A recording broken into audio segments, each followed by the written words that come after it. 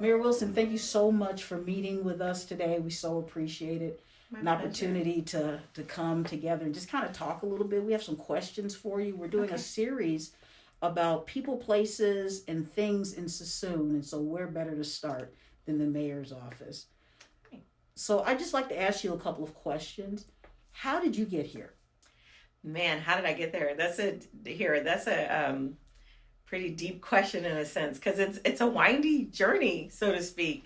I was serving at Liberty Christian Center and started just getting more involved in my community. I realized I was very involved in Fairfield, but I lived in Suisun City and I didn't know my own community Hmm. like that. So I started getting more involved in my community and talking with leadership, and there were some things on my heart that were just I didn't see them being progressed in my community. And so that was really my entryway.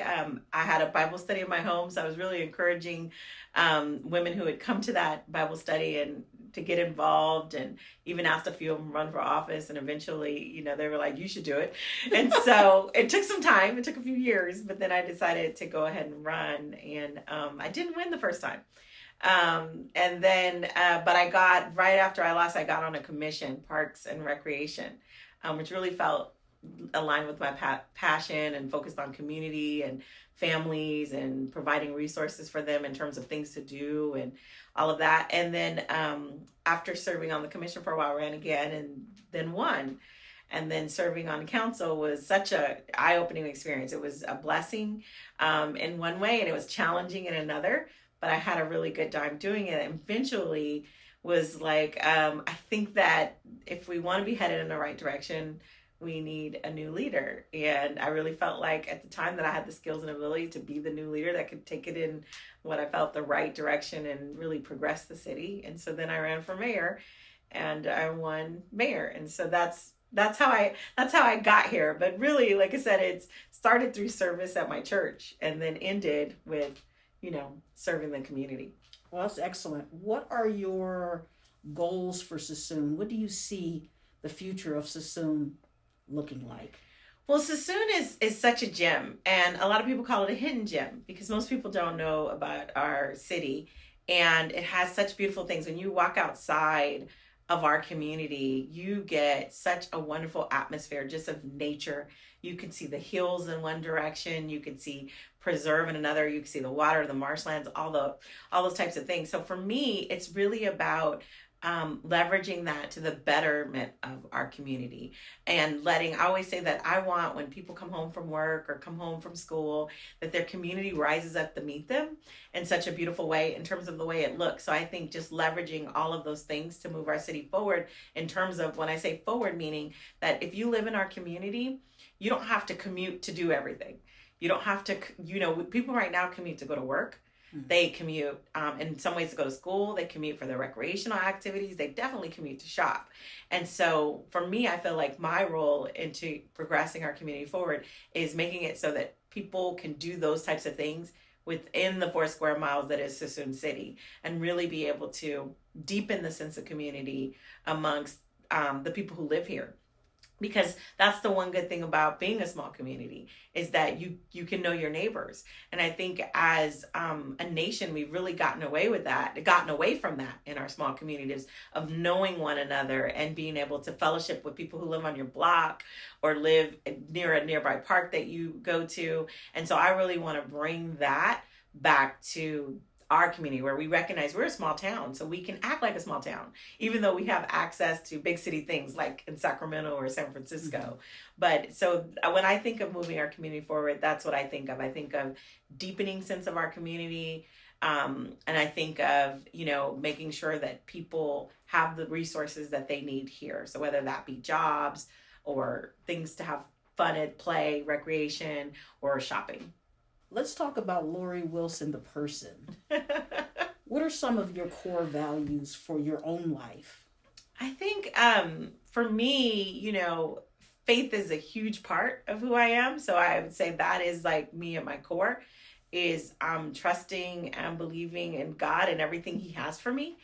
which means I don't know a lot of what he has for me, but trusting that as I navigate this life and navigate the journey that is life, that he's right there with me, providing guidance and wisdom to allow me to live like the best life that I can possibly live, and make good use of the time that I'm giving here on this earth. And hopefully that good use deals with community. And so that's kind of my next thing is community, is serving, is really recognizing who people are and where they're at and loving them anyway. And I always go back to, we love because he first loved us. Mm-hmm. And so that's why I say faith is first, because it's like I know that I'm loved, and because I know how loved I am and how gracious he is towards me and how merciful, then it allows me to love other people and be gracious. I would love to say just as gracious, but I'm human. So gracious and merciful towards other people. And so for me, a community is a big sense of who I am. And my family plays a part in that. Like when I look at community, I also consider my very immediate family, and then incorporate my community as I would cherish my own, family. And I think beyond that, I think those are like my two core things. I mean, those are the first ones that really come to mind, is that, faith, community, and just that knowing my inner self-worth that comes from God just allows me to operate in every space that I'm in, and I believe that to my core. That is phenomenal. And that is so excellent. And it leads me into my next question for you. Mm-hmm. First female mayor?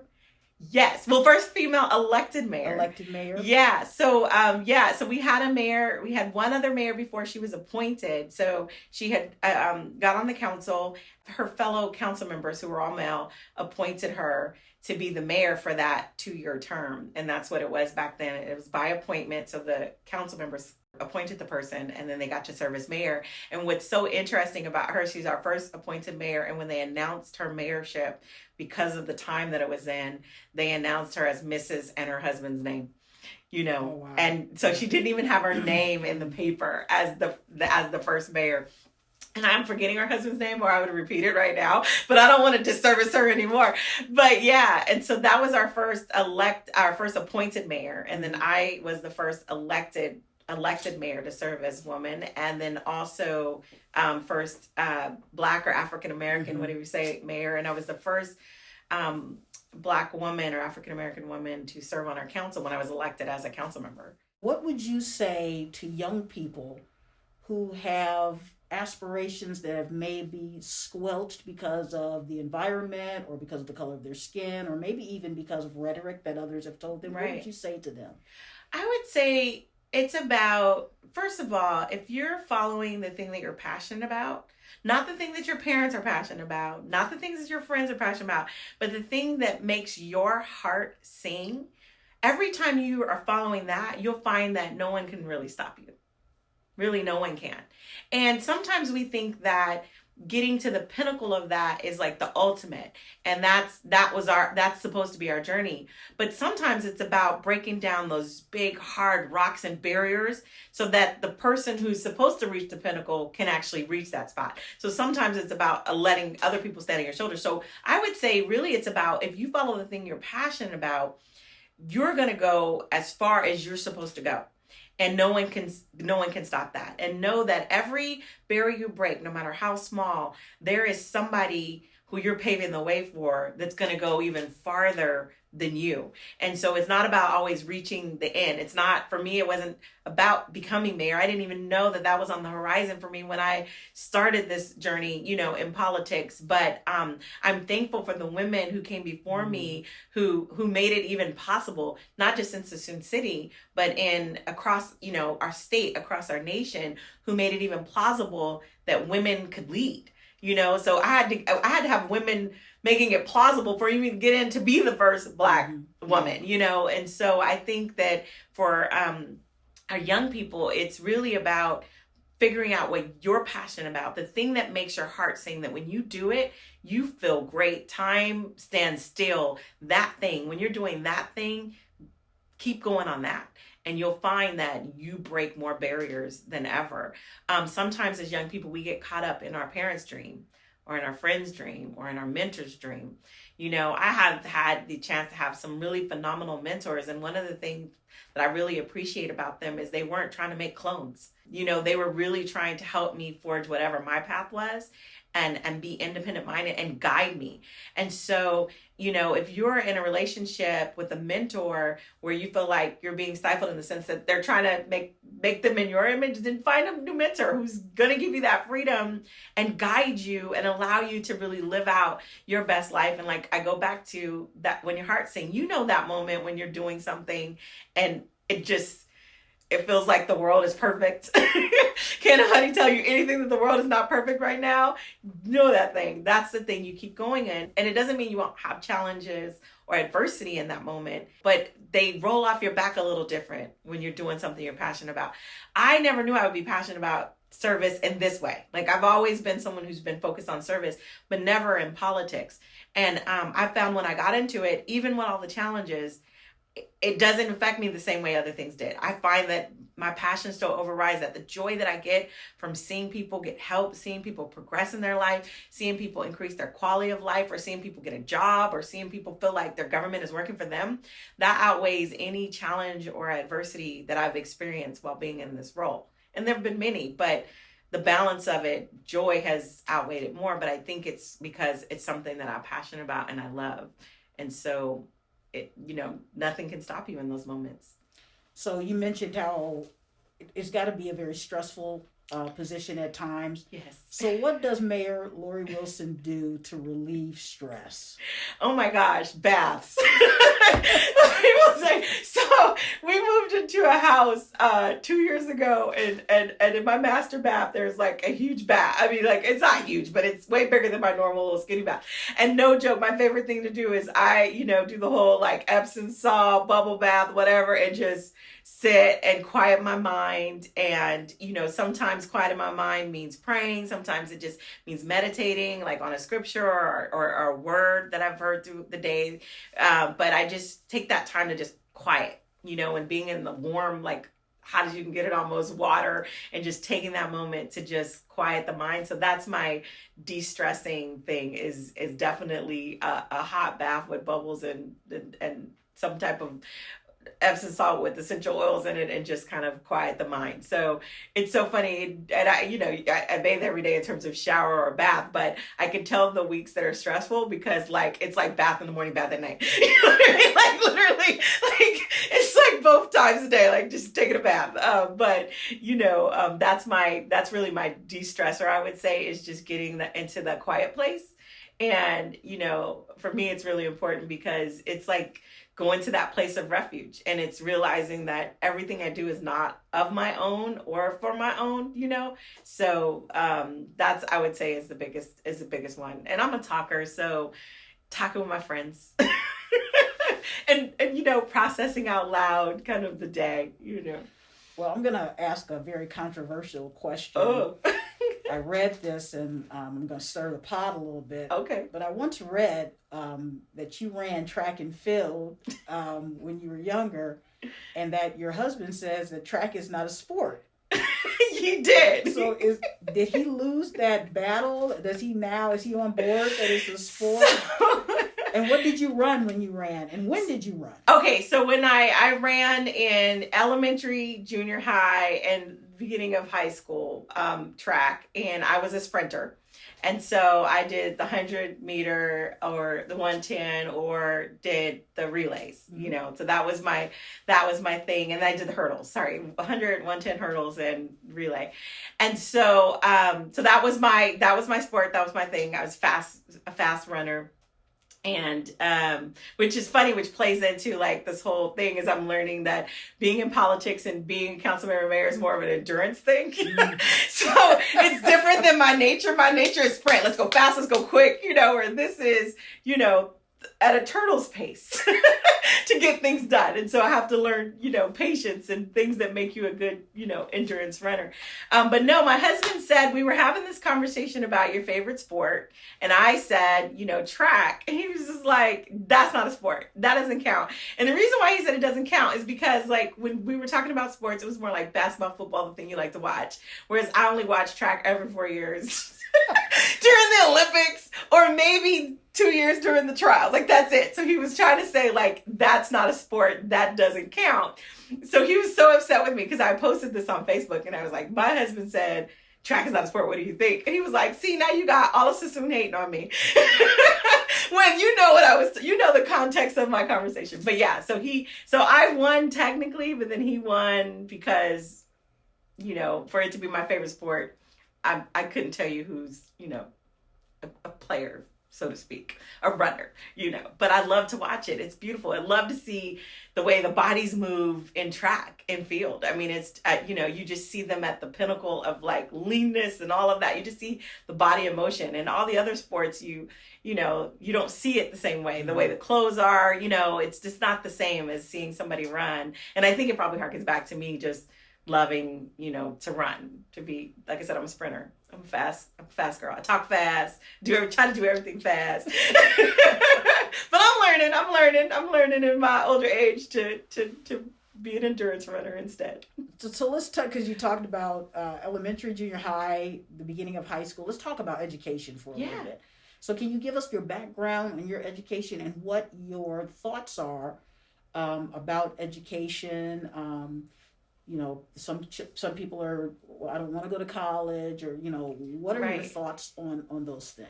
So education for me was really important in the sense that, one, I grew up on the west side of Fresno in a pretty rough neighborhood and had a pretty rough childhood. So I saw education as a way out, so to speak, that was the only way to really get out of my neighborhood.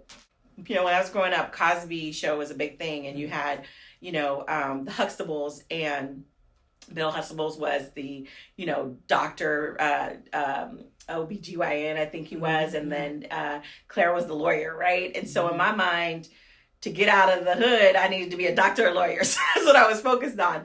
And so as I went through, and I was a pretty smart kid. I was in Gate and went to like, a school, and I'll date myself a little bit, but, you know, in 7th grade, we were doing code on, you know, which, you know, there wasn't even real computers really during that time. And so, you know, but I was in all these educational programs. So for me, college was an option. It was the only option to getting out. And I got pregnant with my son my senior year of high school. And, you know, everybody was afraid like that I still wasn't going to go to school. And I was like, nope, that's, you know, the only way I'm getting out is to go to school. And I still continue that. So education is really important. But I also recognize, because I have friends who are wonderful people who didn't go to college and are doing great and amazing things in their career field. And so I recognize that it could be something that someone wants to do and go to college, or they cannot, and they could be great at what they do in a trade or some other skill. And so really, I think our role in terms of adults, whether you're in government or not, is providing pathways to children so that they can choose their own path. And whether it's college or not, they can do it, and being able to help facilitate that happening for them. But I think education, as far as people going to college, I think everyone should do some level of post-secondary education. Or no, that's master's. I meant what's right after high school? Bachelor's. That's not post-secondary. Your undergrad education. Everybody should do some form of that, whether it's going to a local community college or a trade school or that, because they teach you how to learn.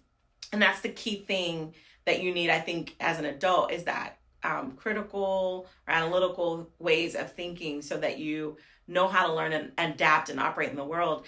I was listening to the mayor's conference we just had recently. There was a speaker, Thomas Friedman, and he was talking about the way education is changing, and realizing that we're accelerating so fast as people, that, or technology is accelerating so fast, that what you learn during school, by the time you graduate, is obsolete and irrelevant. And so finding different ways to educate our children. So I don't think that later there's going to be, and we're already seeing it now, but this level of 4-year, it's what people have to recognize now is that it's constant learning that you have to do to be able to operate. And so our generation needs to facilitate that for this next generation, of creating opportunities for them to be constant learners, and changing our infrastructure that allows that adaptability and flexibility for that to be able to happen. So Awesome. I Yeah. don't think that was a roundabout way of answering your question. Nope, I got it. It was loud and clear. That's awesome. Well, Mayor, I just want to thank you for sitting down with us. It's Thank such a you. pleasure. I feel elevated. Oh. So we appreciate this interview, but we also appreciate and acknowledge that you are a phenomenal woman and a phenomenal mayor, and Thank you. you're so gracious in allowing us to be here. So thank you so much. Well, thank you, and I appreciate your ministry in Suisun City and what you're doing to be able to serve, the people of Suisun City. I think that's key for us to move forward as a city. It's not just about what the government could do, but what people can do, and you guys personify that of the power of people and community, and what it means to really love one another and love on people. And that expression allows people to be free. Like I said earlier, I can be free in the things I do because I know that I'm loved. And people treat you different when they know someone loves you. And I think you guys do a phenomenal job of that in our community, of just loving on people. And I think that's going to be transformative for us in the years to come. Thank you so much. Thank you.